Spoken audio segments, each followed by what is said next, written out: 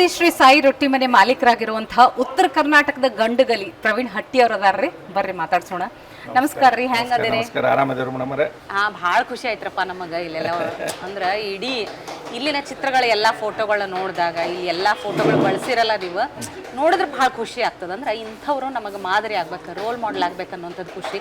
ಜೊತೆಗೆ ಊಟ ಅಂತೂ ಅಗದಿ ಮಸ್ತ್ ಇತ್ತು, ಭಾಳ ಫಸ್ಟ್ ಕ್ಲಾಸ್ ಇತ್ತು ಊಟ. ಪ್ರತಿಯೊಂದು ಅಂದ್ರೆ ಹೆಚ್ಚಿಗೆ ಏನು ಮಸಾಲೆ ಇಲ್ಲ, ಜಾಸ್ತಿ ಎಣ್ಣೆ ಇಲ್ಲ, ಏನಿಲ್ಲ, ಮನಿ ಊಟ ಮಾಡಿದಂಗೆ. ಏನು ಮಸಾಲೆ ಇಲ್ಲಲ್ರಿ, ಮಸಾಲಿನೇ ಇಲ್ಲ, ಇಲ್ಲೇ ಇಲ್ಲ. 99.99% ನಾವು ಯಾರಿಗೂ ಗ್ಯಾರಂಟಿ ಕೊಡಂಗಿಲ್ಲ, 110% ಗ್ಯಾರಂಟಿ ಕೊಡ್ತೀವಿ. ಯಾಕಂದ್ರೆ ಜನರ ಆರೋಗ್ಯದ ಜೊತೆ ಮಸಾಲೆ ಮಿಕ್ಸ್ ಮಾಡಿ ಜನರ ಆರೋಗ್ಯದ ಜೊತೆ ಆಟ ಆಡಿ ದುಡ್ಡು ಮಾಡೋದ್ರಾಗ ಏನೂ ಅರ್ಥ ಇಲ್ಲ. ನಾವು ಒಂದು ಒಳ್ಳೆ ಎಥಿಕ್ಸಿಂದ ಬದುಕಬೇಕು ಅನ್ನೋ ಉದ್ದೇಶದಿಂದ ನಾವು ಯಾವುದೇ ರೀತಿ ಮಸಾಲೆ ಹಾಕಲಾರ್ದೆ purely natural, purely home made ಫುಡ್ಡನ್ನು ತಯಾರು ಮಾಡ್ತೀವಿ. ಹಾಂ, ಬದನೆಕಾಯಿ ಎಣ್ಗಾಯಿ ಆಗಲಿ, ಮತ್ತೊಂದಾಗಲಿ, ಯಾವುದೇ ಪಲ್ಯ ಆಗಲಿ, ಯಾವುದಕ್ಕೊಂದಕ್ಕೂ ಆಯಿತು, ಯಾವುದೇ ರೀತಿ ಮಸಾಲೆ ಬಳಸಂಗೇ ಇಲ್ಲ. ನಾವು ನಮ್ಮ ಅಡುಗೆ ಮನೆಗೆ ಹೋಟೆಲ್ನಾಗ ಕೆಲವೊಂದು ಕಡೆ ಎಲ್ಲ ಕಡೆನೂ ಯಾರನ್ನೂ ಬಿಡಲ್ಲ, ಒಳಗಡೆ ರಿಸ್ಟ್ರಿಕ್ಟೆಡ್ ಇರ್ತದೆ. ನಮ್ಮ ಕಡೆ ಎಲ್ಲ ಕಸ್ಟಮರ್ಗೂ ನಾವು ನೋಡ್ಬೋದು ಅವಕಾಶ ಕೊಟ್ಟೀವಿ. ಯಾಕಂದ್ರೆ ನಾವು ಏನು ಮಸಾಲೆ ಬಳಸಲ್ಲ ಅನ್ನೋ ಕಾನ್ಫಿಡೆನ್ಸಿಂದ ನೋಡ್ಬೋದು ಅವರು ಏನು ಮಸಾಲೆ ಬಳಸ್ತಾರ ಇಲ್ಲ. ಯಾಕಂದ್ರೆ ಅವ್ರಿಗೂ ಒಂದು ಡೌಟ್ ಬರಬಾರ್ದು, ಏನೋ ಹಾಕಿದ್ರು, ಟೇಸ್ಟಿಂಗ್ ಪೌಡರ್ ಹಾಕಿದ್ರು, ಮತ್ತೊಂದು ಹಾಕಿದ್ರು, ಆ ಥರ ಅವ್ರಿಗೆ ಅನಿಸ್ಬಾರ್ದು. ಆ ಉದ್ದೇಶಕ್ಕೆ ನಾವು ಎಲ್ರಿಗೂ ಒಳಗಡೆ ಅವಕಾಶ ಕೊಡ್ತೀವಿ. ಸೊ ನಮ್ಗೆ ಅದು ಹಾಕಿ ದುಡ್ಡು ಮಾಡೋ ಅವಶ್ಯಕತೆನೇ ಇಲ್ಲ. ದುಡ್ಡು ಮಾಡಬೇಕು ಮಾಡೋದಕ್ಕೆ ಅಂತ ಸಾವಿರಾರು ದಾರಿ ಇದಾವೆ. ಬಟ್ ಫುಡ್ ಏನಂದ್ರೆ ಮನುಷ್ಯನಿಗೆ ಅತ್ಯವಶ್ಯಕತೆ ಇರೋದೇ ಫುಡ್. ಸೊ ಒಳ್ಳೆ ಊಟ ಕೊಟ್ಟು 5 ರೂಪಾಯಿ ಜಾಸ್ತಿ ಕೇಳಿದ್ರು ಯಾರು ಕೊಡ್ತಾರೆ, ಇವಾಗ ದುಡ್ಡಿಗೆ ಯಾರು ತಲೆ ಕೆಡಿಸ್ಕೊಳ್ಳಲ್ಲ. ಬಟ್ ಬೇಕಾಗಿರೋದೇನಂದ್ರೆ ಒಳ್ಳೆ ಊಟ. ಸೊ ಆ ಒಂದು ಕಾರಣಕ್ಕೆ ನಾವೇನು ಮಾಡ್ತಾ ಇದ್ದೀವಿ ಅಂತಂದ್ರೆ ಯಾವುದೇ ರೀತಿ ಮಸಾಲೆ ಹಾಕಲಾರ್ದೆ ಹೋಮ್ ಮೇಡ್ ಪ್ಯೂರ್ಲಿ ಮನಿ ಊಟನ ಎಲ್ರಿಗೂ ಸರ್ವ್ ಮಾಡಿ. ಅಲ್ಲ, ಖರೆ ಅದ. ಈಗ ನೀವು ರೊಕ್ಕ ಮಾಡೋದು ನಿಮ್ಮ ಉದ್ದೇಶ ಅಲ್ಲ ಅಂತ ಗೊತ್ತಾಗ್ತದೆ. ಯಾಕಂದ್ರೆ ನೋಡ್ರಿ, ಇದು ಮಸ್ತ್ ಊಟ. ಒಂದು ಫುಲ್ ಮೀಲ್ಸ್ ತೊಗೊಂಡ್ರೆ 2 ರೊಟ್ಟಿ, 2 ಥರ ಪಲ್ಯ, ಹಿಂಡಿ, ಮೊಸರು, ಸಾಲಡ್, ಅದ್ರ ಜೊತೆಗೆ 2 ಥರ ಅನ್ನ, ಇದೆಲ್ಲ ಫುಲ್ ಮೀಲ್ಸ್ ಭಾಳ ಅಫೋರ್ಡೇಬಲ್ ರೇಟ್. ಅಂದ್ರೆ ಪ್ರತಿದಿನ ಬಂದು ಊಟ ಮಾಡಬಹುದು ಅಂತ ಇಲ್ಲಿ ಬಂದವರೆಲ್ಲ ಹೇಳಿದ್ರು. ಸೊ ಏನು ರೇಟ್ ಅದ ಊಟದ? ನೋಡ್ರಿ ಮೇಡಮ್, ನಾವು 2 ರೊಟ್ಟಿ, 2 ಥರ ಪಲ್ಯ, ಜುಣಕದ ವಡಿ, ಸಲಾಡು. ಸಲಾಡ್ನಾಗ ಎಷ್ಟೇ ಕಾಸ್ಟ್ಲಿ ಇದ್ರೂ ಕ್ಯಾರೆಟು, ಮೂಲಂಗಿ, ಸೌತೆಕಾಯಿ, ಈರುಳ್ಳಿ, ಸಮ್ ಟೈಮ್ ನಾವು ಈರುಳ್ಳಿ ಇದನ್ನು ಹಾಕ್ತೀವಿ, ಸೊಪ್ಪು, ಈರುಳ್ಳಿ ತಪ್ಪಲು ಬರ್ತದೆ, ಅದು ಹಾಕ್ತೀವಿ. ಆಮೇಲೆ ಕೆಲವೊಂದ್ಸಲ ಮೆಂತೆ ಹಾಕ್ತೀವಿ. ಯಾವುದು ಕೆಲವೊಂದು ಟೈಮ್ ಸಿಗಲ್ಲ, ಇವತ್ತು ಮೆಂತೆ ಸಿಕ್ಕಿಲ್ಲ, ಮೆಂತೆ ಹಾಕಿಲ್ಲ. ಸೊ ಹಾಗೆ.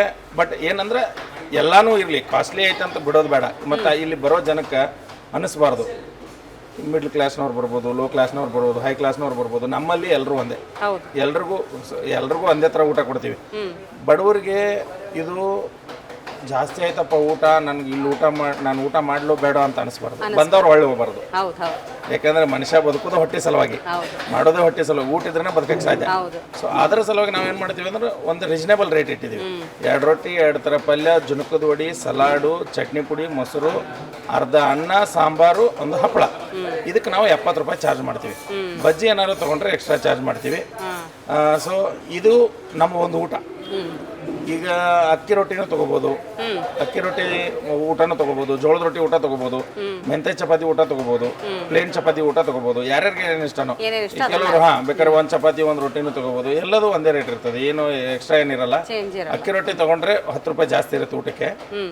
ಅಕ್ಕಿ ರೊಟ್ಟಿ ಅಂದ್ರೆ ನಾವು ಪ್ಲೇನ್ ಆಗಿ ಅಕ್ಕಿ ರೊಟ್ಟಿನ ಪೇಪರ್ ಹಾಕಿ ಉಜ್ಜಿ ಆ ಥರ ಎಲ್ಲ ಲಟ್ಸಿ ಮಾಡಲ್ಲ, ಕಟ್ ಮಾಡೋದು. ಆಮೇಲೆ ಅದಕ್ಕೆ ಸಬ್ಬಕ್ಕಿ, ಈರುಳ್ಳಿ, ಮೆಣಸಿನ್ಕಾಯಿ ಎಲ್ಲಾನು ಹಾಕಿ ತಾಲಿಪಟ್ಟು ಅಂತೀವಿ ನಮ್ಮ ಕಡೆ ರೀ, ಆ ಥರ ಅಕ್ಕಿ ರೊಟ್ಟಿ ಮಾಡ್ತೀವಿ ನಾವು. ತುಂಬ ಅದ್ಭುತವಾಗಿರ್ತೈತಿ. ಮೆಂತೆ ಚಪಾತಿನೂ ಅಷ್ಟೇ. ನಮ್ಮನ್ನ ಯಾರಾದರೂ ಕೇಳಿದ್ರೆ ನಿಮ್ಮಲ್ಲಿ ಏನು ಚೆನ್ನಾಗಿದೆ ಅಂತ ನಾವೇ ಜನನ ಕೇಳಬೇಕು, ಅವ್ರು ನಮ್ಮನ್ನು ಕೇಳೋದೇ ಬೇಡ. ಅವ್ರು ಊಟ ಮಾಡಿ ಎಲ್ಲನೂ ಈಗ ಬರೋವಂಥ ಜನ ಎಲ್ಲ ರೆಗ್ಯುಲರ್ ಕಸ್ಟಮರ್ಸ್, ರಿಪೀಟೆಡ್ ಕಸ್ಟಮರ್.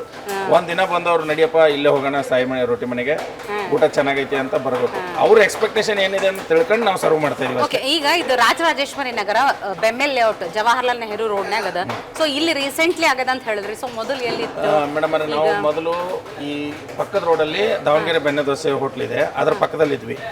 ಅಲ್ಲಿ ರೊಟ್ಟಿ ಮನೆ ಅಂತ ಹೆಸರಿಟ್ಕೊಂಡು ನಮ್ಮ ತಮ್ಮ ನಂದೀಶ್ ಹಿರೇಮಠ ಅಂತ, ಅವನು ಮುಂಚೆ 2-2.5 ವರ್ಷ ನಡೆಸಿದ್ದ. ಅದಾದ್ಮೇಲೆ ನಾನು 2 ವರ್ಷ ಅಲ್ಲಿ ನಡೆಸಿ ನನಗೆ ಯಾಕೋ ತುಂಬ ಕಂಜೆಸ್ಟೆಡ್ ಆಯಿತು, ಜಾಗ ತುಂಬ ಚಿಕ್ಕದಾಯಿತು. ತುಂಬ ಚಿಕ್ಕದಾಗಿ ಅಲ್ಲೊಂದು ಸಮಸ್ಯೆಗಳು ಅನುಭವಿಸಿ ಬೇಡ, ಇನ್ನು ಒಳ್ಳೆ ಊಟ ಕೊಡ್ತಾಯಿದ್ದೀವಿ, ಒಳ್ಳೆ ಜನ ಬರ್ತಾ ಇದ್ದಾರೆ, ಅವ್ರಿಗೇನೋ ಒಂದು ಒಳ್ಳೆ ಕೂತ್ಕೊಂಡು ಊಟ ಮಾಡೋ ಥರ ಒಂದು ವ್ಯವಸ್ಥೆ ಮಾಡಬೇಕು ಅಂತ ಅಂದ್ಕೊಂಡು ಹುಡುಕ್ತಾ ಇದ್ವಿ ಹೋಟ್ಲು. ಅದೇ ಟೈಮ್ಗೆ ಪಕ್ಕದ ರೋಡಲ್ಲೇ ಒಂದು ಹೋಟ್ಲು ಖಾಲಿ ಆಗಿತ್ತು. ಇಲ್ಲಿ ಮುಂಚೆ ದಾವಣಗೆರೆ ಬೆಣ್ಣೆ ದೋಸೆ, ಓಲ್ಡ್ ದಾವಣಗೆರೆ ಬೆಣ್ಣೆ ದೋಸೆ ಮಾಡ್ತಾಯಿದ್ರು. ಓಕೆ. ಇವಾಗ ಅವರು ಇದೇ ರೋಡಲ್ಲಿ ಮುಂದೆ ಮಾಡ್ಕೊಂಡಿದ್ದಾರೆ, ರಾಜಾಪರ್ಸ್ ಬೇಕರಿ ಪಕ್ಕದಲ್ಲಿ. ಸೊ ಈ ಹೋಟ್ಲು ಖಾಲಿ ಆದಾಗ ನಾವು ಇಲ್ಲಿ ಒಂದು ಒಳ್ಳೆ ಕಾನ್ಸೆಪ್ಟ್ ತಂದು ಇಲ್ಲೇ ಮಾಡೋಣ, ಏನಾದರೂ ಒಂದು ಕೂತ್ಕೊಂಡು ಊಟ ಮಾಡೋ ಥರ ಫ್ಯಾಮಿಲಿಗಳು ಬರಬೇಕು, ಅನುಕೂಲ ಆಗಲಿ ಎಲ್ರಿಗೂ ಕೂತ್ಕೊಂಡು ಊಟ ಮಾಡೋ ಥರ ಅಂತಂದು ಕಾನ್ಸೆಪ್ಟ್ ಇಟ್ಕೊಂಡು ಇಲ್ಲಿ ರೊಟ್ಟಿ ಮನೆ ಮಾಡಿ ಎಲ್ಲ ಎಕ್ವಿಪ್ಮೆಂಟ್ಸ್ ಆಗಲಿ ಮತ್ತೊಂದಾಗಲಿ ಎಲ್ಲ ತಂದು ಊರ ಕಡೆಯಿಂದನೇ ಲೇಬರ್ ತಂದು, ಈಗ ಸುಮಾರು ರೊಟ್ಟಿ ಮನೆ ಹೋಟ್ಲುಗಳಿದ್ದಾವೆ. ಎಲ್ಲ ಕಡೆ ಏನು ಮಾಡ್ತಾರೆ ಅಂದರೆ ಮಷಿನ್ ಮೇಡ್ ರೊಟ್ಟಿ ಕೊಡ್ತಾರೆ, ಮಷಿನ್ ಮೇಡ್ ಚಪಾತಿ ಕೊಡ್ತಾರೆ. ಕೆಲವು ಕಡೆ ಎಲ್ಲೋ ಮಾಡಿಸ್ಕೊಂಬರ್ತಾರೆ, ಮಷಿನಲ್ಲಿ ಮಾಡಿಸ್ಕೊಂಬಂದು ಆ ಥರ ಕೊಡ್ತಾರೆ. ನಮ್ಮದು ಆ ಥರ ಯಾವುದೂ ಕದ್ದು ಮುಚ್ಚಿ ಇಲ್ಲ, ಎಲ್ಲ ಕಣ್ಮುಂದೆನೆ.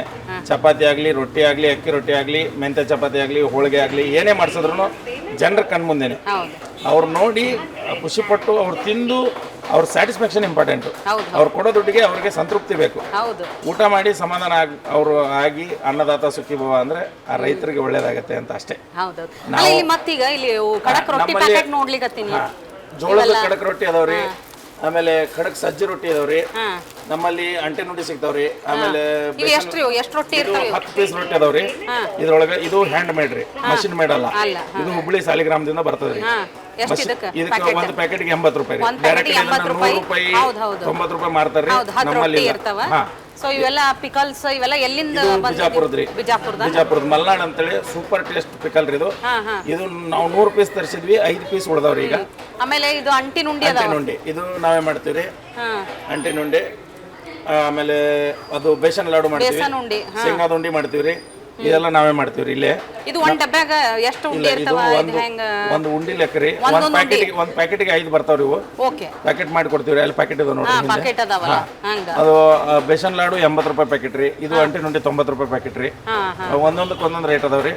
ಇದು ಬೆಲ್ಲ ಹಾಕಿ ನಾವೇ ಮಾಡ್ತೀವ್ರಿ. ಇದು ಶುಗರ್ ಹಾಕಲ್ಲ, ಸಕ್ಕರೆ ಹಾಕಲ್ಲ, ಬೆಲ್ಲ ಹಾಕಿ ಮಾಡ್ತೀವಿ. ಅದ್ಭುತವಾಗಿರುತ್ತೆ. ಡ್ರೈ ಫ್ರೂಟ್ಸು ಅಲ್ಲಿ ಮಾಡೋದ್ರಿ. ಇದು ಚೆನ್ನಾಗಿರುತ್ತೆ ರೀ, ನಾವೇ ಮಾಡ್ತೀವಿ, ಹ್ಯಾಂಡ್ ಮೇಡು.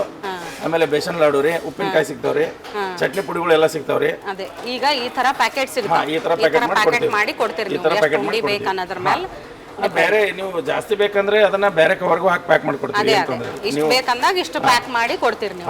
ಆಮೇಲೆ ಇನ್ನೊಂದು ಖುಷಿ ಆಗಿದ್ದೇನಂದ್ರೆ ನನಗೆ ಇಲ್ಲಿರೋ ಫೋಟೋಗಳೆಲ್ಲ ನೋಡಿ, ಸುಭಾಷ್ ಚಂದ್ರ ಬೋಸ್ ಅವ್ರದ್ದು, ವೀರ್ ಸಾವರ್ಕರ್ ಅವ್ರದ್ದು, ಅಣ್ಣವ್ರ ರಾಜ್ಕುಮಾರ್, ಪುನೀತ್ ರಾಜ್ಕುಮಾರ್ ಎಲ್ಲರ ಫೋಟೋಗಳು ನೋಡಿ, ಇದು ಯಾಕೆ ನಿಮ್ಗೆ ಅನಿಸ್ತು? ಮೇಡಮ್ ಅವರೇ, ಈಗ ಬೇರೆ ಬೇರೆ ಯಾವುದೋ ಒಂದು ಉದಾಹರಣೆ ಬೇರೆ ಯಾರನ್ನೋ ಎಕ್ಸಾಂಪಲ್ ಆಗಿ ತಗೊಳ್ಳೋದ್ ಬದಲು ನಾವು ಬೇರೆಯವ್ರಿಗೆ ಎಕ್ಸಾಂಪಲ್ ಆಗ್ಬೋದು, ಪ್ರಯತ್ನ ಪಡ್ಬೇಕಷ್ಟೇ. ಈಗ ಬಸವಣ್ಣನವ್ರು ಆದಂಗೆ ಆಗಲ್ಲ, ಅನುಸರಿಸ್ಬೋದು.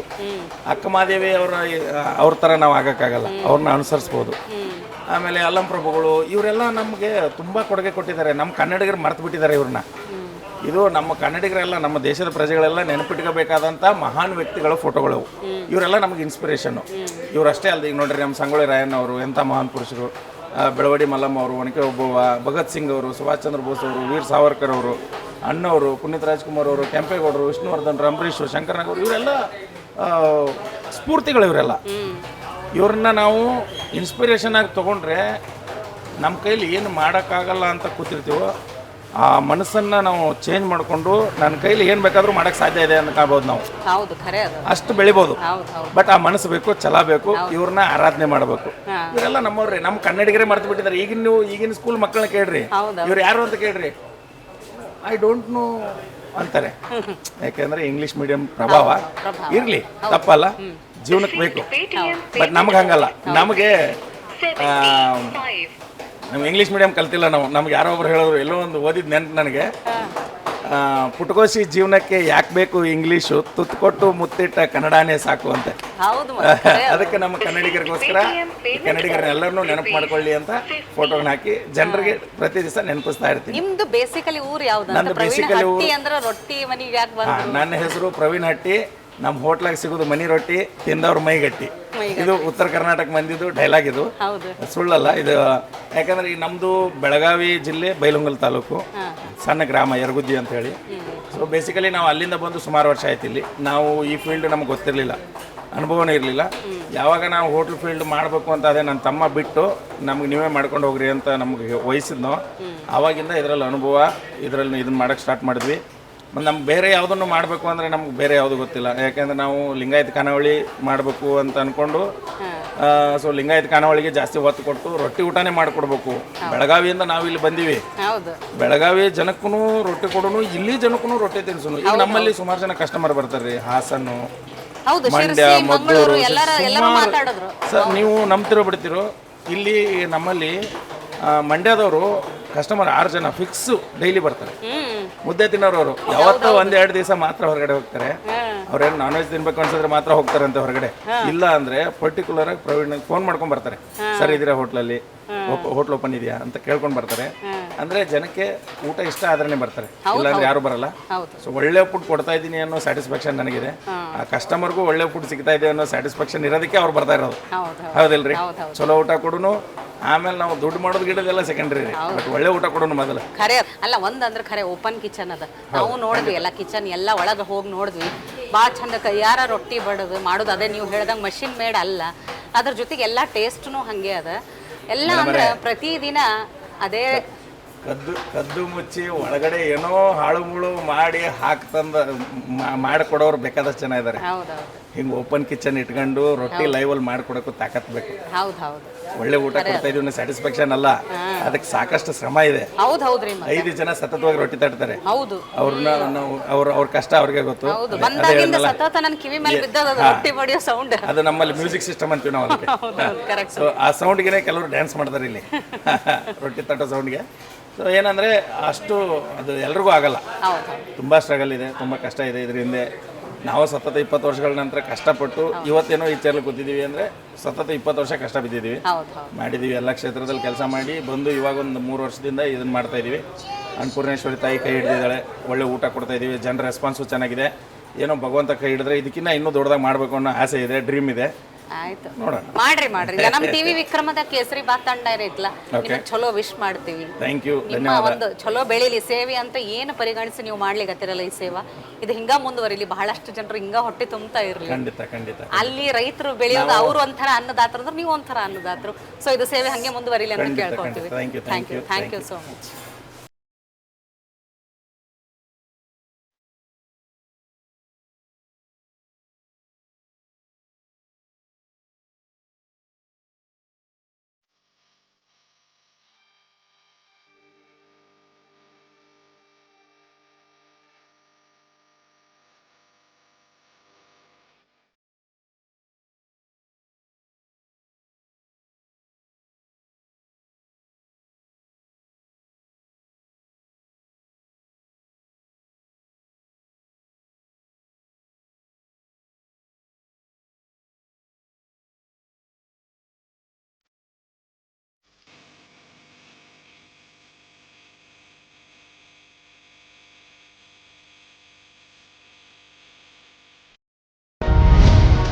ಟಿವಿ ವಿಕ್ರಮ, ದೇಶ ನಿಮ್ಮ ಕೈಯಲ್ಲಿ. ಈ ಕಾರ್ಯಕ್ರಮ ನಿಮಗೆ ಇಷ್ಟ ಆಗಿದ್ರೆ ಲೈಕ್ ಮಾಡಿ, ಶೇರ್ ಮಾಡಿ. ಟಿವಿ ವಿಕ್ರಮದ ಕಾರ್ಯಕ್ರಮವನ್ನು ನಿರಂತರವಾಗಿ ವೀಕ್ಷಿಸಲು ಸಬ್ಸ್ಕ್ರೈಬ್ ಮಾಡಿ, ಬೆಲ್ ಬಟನ್ ಒತ್ತಿ.